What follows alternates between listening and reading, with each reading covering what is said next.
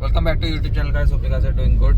सो guys काफ़ी दिनों बाद वीडियो बना रहे हैं और हमारी आज जैसा आपको पता है हमारी लौरा की रीबिल्ड सीरीज़ चल रही थी, हालांकि चल रही है अभी। और काफ़ी दिन इसलिए हो गया वीडियो बनाते क्योंकि वर्कशॉप पे थोड़ा बिजी थे और आज थोड़ा सा टाइम मिला तो सोचा आज वीडियो बना लेते हैं और आपको पूरा अपडेट दे देंगे हमने गाड़ी में क्या क्या करा दिया है, क्या क्या प्रॉब्लम्स आई, जितनी भी अब पिछली वीडियोज़ हैं उनका सबका फॉलोअप है। तो आज तारीख है 4 फरवरी जो मतलब अभी लेटेस्ट वीडियो जो हम बना रहे हैं इसमें आपको सारा अपडेट दे देंगे गाड़ी के बारे में। So let's get started. तो गाइस हम ड्राइव पे निकल चुके हैं गाड़ी की और सारा काम हो चुका है गाड़ी का। मतलब जो मैंने आपको लिस्ट दिखाई थी, लिस्ट मैं यहाँ पे डाल दूंगा, आप वीडियो में देख सकते हैं। जो काम बताया था सब कुछ गाड़ी में कंप्लीट करा चुके हैं हम, जिसमें कि सस्पेंशन था, स्टीयरिंग का वर्क, स्टीयरिंग का काम था, अलॉय व्हील पेंट थे और म्यूज़िक सिस्टम भी अपग्रेड कर दिया है जो कि खैर उसमें नहीं था हमारा। टर्बो कर दिया है, EGR कर दिया, मतलब सब कुछ जो आप सोच सकते हैं सब कुछ कर दिया है। हमारा लिस्ट में क्लच नहीं था, क्लच भी हम एक बार नहीं 2 बार चेंज कर सकते। हाँ, आपको पता होगा, आपने लास्ट वीडियो में दिखाता है हमने क्लच चेंज किया है गाड़ी का, बट हमने वो क्लच दोबारा चेंज कर दिया है। वो इसलिए क्योंकि आप जैसे देखते हैं अभी मैंने गाड़ी पुल की है, कितनी बढ़िया पुल हो रही है, गाड़ी अच्छी चल रही है क्योंकि हमने दूसरा क्लच डाला है अभी। तो एक्चुअली हुआ क्या था, जो हमने इससे पहले क्लच डाला था तो उस क्लच में प्रॉब्लम ये आ रही थी कि जो पावर डिलीवरी थी वो थोड़ी हमें कम लग रही थी और दूसरा क्लच पेडल में वाइब्रेशन थी। ये 2 मेजर प्रॉब्लम्स के चक्कर में हमें क्लच चेंज करना पड़ा। मतलब जैसी पावर आनी चाहिए थी गाड़ी में वो पावर नहीं आ पा रही थी। हालांकि क्लच वो बिल्कुल नहीं आता वो, और ये प्रॉब्लम इसलिए आई थी क्योंकि वो था 2 लीटर डीजल का क्लच और हमारी है 1.9 लीटर, इसलिए प्रॉब्लम आ रही थी। तो इसलिए हमने अब दूसरा क्लच खरीदा है, 1.9 का खरीदा है, आपकी बार फ्लाई व्हील वगैरह पूरा सेट खरीदा है और वो हमने अपनी गाड़ी में डाल दिया है। तो गाइस अब जैसे मैंने आपको बताया हमने क्लच इसका चेंज कर दिया है और क्लच के बाद बात आती है अपने सस्पेंशन की। सस्पेंशन हमने पूरा चेंज कर दिया है। सस्पेंशन आपको दिखाया था, शॉकर्स, इंजन माउंट्स हो गए और अपने बुश वगैरह सारी बुशिंग चेंज कर दी है। हमने आपको पार्ट्स में दिखाए होगा, मतलब जो सस्पेंशन वाली वीडियोस में दिखाया था क्या क्या पार्ट्स चेंज किए और सारा ब्रांडेड सामान डाला है, कोई भी ऐसे इंपोर्टेड सामान नहीं डाला है। सारा एक प्रॉपर ब्रांड है, वीका और पोर्शन, इन ब्रांड से हमने सामान डाले हैं गाड़ी में ताकि लंबे टाइम तक चले, जल्दी से प्रॉब्लम ना दे। क्योंकि जो हमारा देसी सामान, देसी इन द सेंस जो लोग इंपोर्टेड बोलते हैं, वो सामान 1-1.5 साल के अंदर बच जाता है, 10-15 हज़ार किलोमीटर के अंदर। वो जुगाड़ू सामान होता है, मैं आपको बताऊँ तो। जो हमने डाला है वो ब्रांडेड सामान है तो उसमें कोई प्रॉब्लम नहीं आने वाली है। बात करते हैं अपने टर्बो और EGR की। टर्बो जैसे कि मैंने आपको बताया था, अभी इसमें एक गाड़ी में एक छोटी सी प्रॉब्लम रहती है जो कि हम आने वाले टाइम में उसको एड्रेस करेंगे, आपको भी बताएंगे क्या प्रॉब्लम है। इसमें क्या होता है, जैसे हम गाड़ी को पुल करते हैं मतलब अराउंड 3500 RPM, 3000 से ऊपर, तो इसमें एक विसल साउंड आती है जो कि नहीं आनी चाहिए। अब विसल साउंड में क्या है, उसका मतलब ये होता है कि कहीं ना कहीं से बूस्ट लीक है। जो विसल साउंड है, वैसे टर्बो की विसल साउंड नहीं है, टर्बो की जो स्पूल साउंड है वो बहुत अलग होती है और विसल साउंड है मतलब बूस्ट लीक है।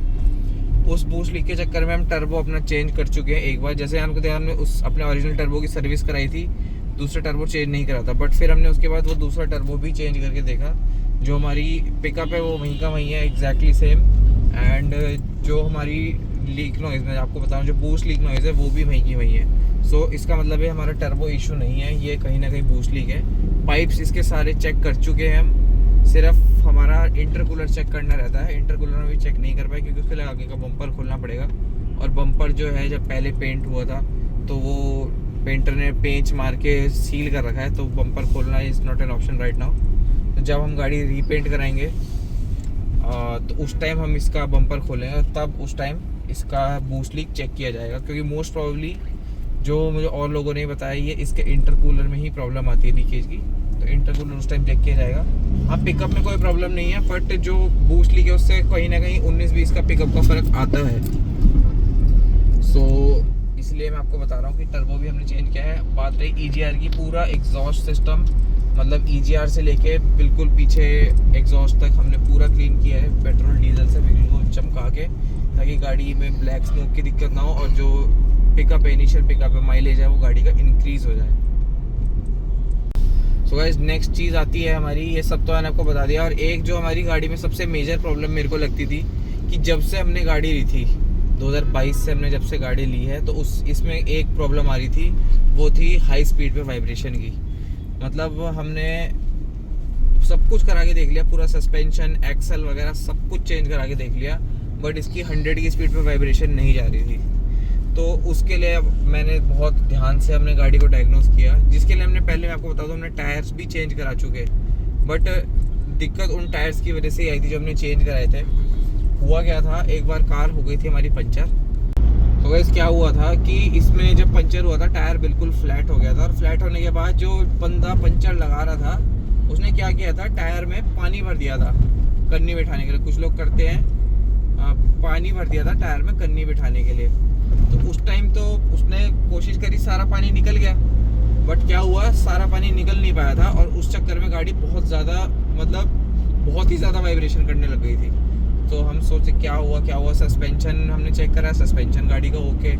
फिर बात आती है एक्सल गाड़ी की ओके, सब कुछ बिल्कुल ठीक था, एक्सल चेंज भी करा के देख ली है, तो गाड़ी प्रॉब्लम नहीं जा रही थी। फिर एक दिन हमने खुद उसका टायर निकाल के हमने स्टेपनी लगा के देखी, तो गाड़ी हमारी वाइब्रेशन कम हो गई थी। हाँ, गई नहीं बिल्कुल, बट कम हो गई थी। उसके बाद क्या हुआ, हमने उस टायर को चेंज करा, निकलवा के पानी वगैरह हटवाया, वापस लगाया, बट अब वाइब्रेशन 100% नहीं गई थी, जो कि शुरुआत से आ रही थी, वाइब्रेशन थी अभी भी। अब बात आती है, हमारे पास जो 4 टायर है, इनमें से 4 में से एक टायर हमारा ट्यूब वाला था, ठीक है। हमने बैलेंसिंग भी कराई, सब कुछ कराया, लेकिन एक जो टायर हमारा ट्यूब वाला था, उस टायर की वजह से गाड़ी में वाइब्रेशन आ रही थी। फिर हमने क्या करा, वो टायर आगे से हमने पीछे शिफ्ट किया, तो वाइब्रेशन हमारी आगे की जगह पीछे से आने लग गई। तो फिर हम 100% श्योर हो गए कि जो हमारी वाइब्रेशन आ रही है वो सिर्फ एक ट्यूब वाले टायर की वजह से आ रही है। अब हमने वो टायर भी चेंज करा दिया है। अब गाड़ी चाहे 120 चलाओ चाहे 150 चलाओ, गाड़ी में बिल्कुल ज़ीरो वाइब्रेशन ही है, 100% स्टेबल है गाड़ी इस टाइम। तो ये इंसिडेंट्स मैं आपके साथ इसीलिए शेयर कर रहा हूँ कि कई बार होता है कि हम छोटी छोटी चीज़ों को नज़रअंदाज करते हैं कि अरे कि हमारी गाड़ी वाइब्रेशन इसलिए कर रही होगी, इसलिए कर रही होगी। तो मैं आपको इसलिए बता रहा हूँ कि सबसे पहली चीज़ जो है हमें चेक करनी चाहिए वो है टायर की बैलेंसिंग, और हमारे टायर किस कंडीशन में है। सबसे मेन रीज़न हमारा टायर गाड़ी का वाइब्रेशन करने का, वॉबल करने का, वही होता है। तो इसलिए मैंने आपके साथ इंसिडेंट शेयर किया है। बाकी इसमें एज सच और कोई काम हम बचा नहीं है। छोटी मोटी दिक्कतें आते रहती हैं, तो वो सब तो इसमें एड्रेस नहीं कर रहा मैं। जैसे कभी कोई, जैसे अभी बीच में इसकी फ्लैप मोटर ख़राब हो गई थी, ख़राब भी क्या, वो चलनी बंद हो गई थी, बीच से हवा आनी बंद हो गई थी। सो हमने मोटर चेक करी, मोटर सही, और पुरानी मोटर मतलब कबाड़ी से लेके आए, वो भी सही। तो बट हमारा फ्लैप नहीं घूम रहा था। फिर हमें किसी इलेक्ट्रिशियन को भी चेक कराई, तो इलेक्ट्रिशियन ने बोला कि डैशबोर्ड खोलना पड़ेगा। बट हमने कहा डैशबोर्ड तो बहुत पंगे वाला काम है कि अगर इन गाड़ियों में आपको पता है डैशबोर्ड खोलना बहुत बड़ी चीज़ है। सो हमने बहुत सोल्यूशंस वगैरह सर्च किए, फोरम्स वगैरह पढ़ी, तो हमें किसी ने पता चला कहीं से कि इसके फ्लैप्स जो है रीसेट हो जाते हैं। तो इसके फ्लैप्स हमने रीसेट किए, फ्लैप्स रीसेट करके हमारी बीच से हवा आने लग गई। तो ये छोटी मोटी चीज़ें हैं, ये सब इसमें होती रहती है, बट जो मेजर था वो मैंने आपको सारा बता दिया कि हमने क्या क्या कराया। बाकी बात कर लेते हैं प्राइसिंग की, कि क्या क्या प्राइसिंग, मतलब क्या क्या खर्चा आया मेरा इन सब चीज़ों में। सबसे पहले बात करते हैं क्लच की। क्लच अगर आप सेकेंड हैंड, जैसे मैंने 2 लीटर वाला लिया था, मैं एडवाइस करूँगा 2 लीटर वाला ना लो। हालांकि वो चल जाएगा, बट इट इज़ एडवाइज्ड कि आप उसे ना खरीदें। अगर आपको 1.9 का मिलता है, 1.9 का ही ले। मैंने पहले मैं बता दूं, मैंने सेकेंड हैंड क्लच लिया है, नया क्लच नहीं लिया। सेकेंड हैंड क्लच मेरे को अराउंड 8,000 का पड़ा है। 8,000 का सेकेंड हैंड क्लच पड़ा है, जिसकी कंडीशन बहुत अच्छी थी, मतलब मान के चलो 60 to 70% लाइफ उसकी बची हुई थी। अगर आप यही नया क्लच सेट खरीदते हैं, मैं क्लच सेट की बात कर रहा हूँ, मैंने क्लच सेट खरीदा है गाड़ी का 8,000 में। और अगर आप क्लच सेट की बात करी तो नए क्लच सेट की, तो वो आपको लगभग 30 से 40,000 का नया क्लच सेट पड़ेगा। सो इसलिए मेरे को सेकेंड हैंड खरीदना ज़्यादा प्रेफरेबल लगा। मैंने सेकेंड हैंड क्लच लिया और it is working perfectly fine.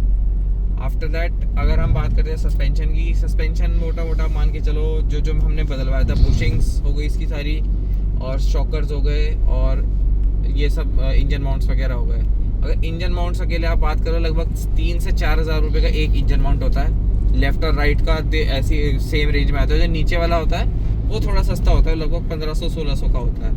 तो आप मान के चलो 8,500 रुपये के इंजन माउंट्स हो गए। शॉकर्स हो गए इसके। शॉकर्स अगर बात करें तो 4 से 5,000 रुपये का शॉकर का सेट आता है, जो कि ब्रांडेड शॉकर्स की बात कर रहा हूँ मैं। ब्रांडेड शॉकर 4 से 5,000 में आ जाता है। थोड़ा और अच्छे ब्रांड में जाओगे तो 6 से 7,000 का भी हो सकता है। और अगर आप ओरिजिनल जाओगे तो 10-12 हज़ार का एक शॉकर है। So not worth it. फिर उसके बाद बात करते हैं शॉकर के बाद, बस यही सब था। शॉकर्स हो गए और हाँ बुशिंग्स हो गई। बुशिंग्स की बात करते हैं। बुशिंग्स वगैरह ये सब चीज़ें ज़्यादा महंगी नहीं है, 1,000 रुपये 1,200 रुपये इतनी की ही होती हैं। लिंक रॉड इसकी कुछ 2,000 रुपये की लिंक रॉड्स हैं। सो हाँ, लोगों ने इनका वो बना रखा है कि बहुत महंगा सामान है, ऐसा कुछ नहीं है, नॉर्मल है सब। अगर आप हाँ OEM में जाते हो तो बहुत महंगा सामान है, बट आप दूसरे ब्रांड्स में जाओ, आफ्टर मार्केट ब्रांड्स में जाओ, कोई प्रॉब्लम नहीं है उनमें भी, वो भी बहुत बढ़िया चलते हैं।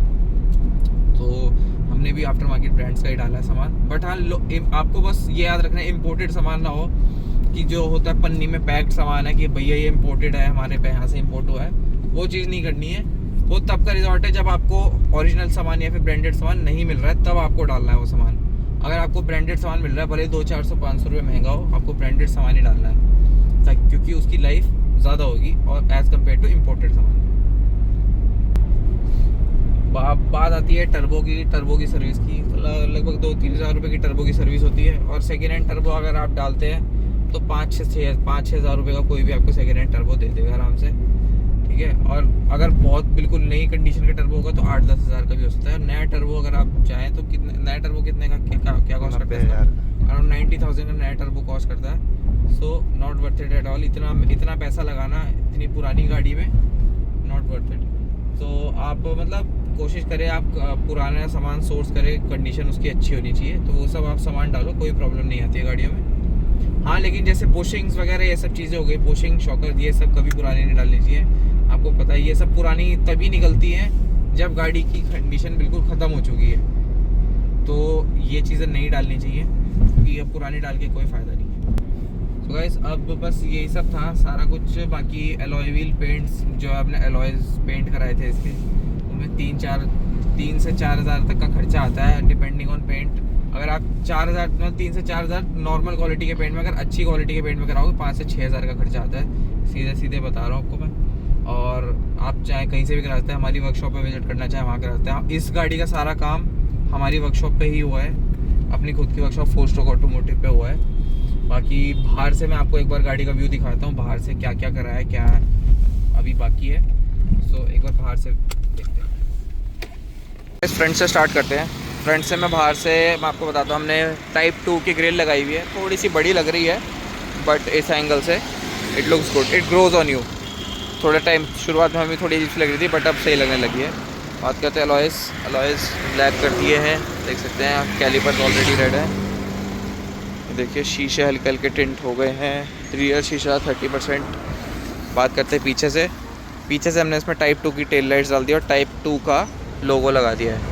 हम देख सकते हैं गाड़ी की लुक काफ़ी चेंज हो गई है, टेल लाइट से ही थोड़ी मॉडर्न लग रही है। ये देखो, अब इसका जो काम है, अब सिर्फ बॉडी लाइन का काम रह गया है। अब गाड़ी का टाइम आ रहा है रीपेंट होने का। कुछ लोग बोलेंगे रीपेंट क्यों करा रहे हो, कोई ज़रूरत नहीं है, बट आपको वीडियोस में बहुत सुंदर लग रही होगी गाड़ी की, हाँ बिल्कुल साफ़ है, एकदम चमक रही है। बट थोड़ी इम्परफेक्शंस है गाड़ी में। अब देख सकते हैं ये स्क्रैच है, यहाँ से पेंट थोड़ा ख़राब हो रहा है, एजेस थोड़ी ख़राब हो रही है पेंट की।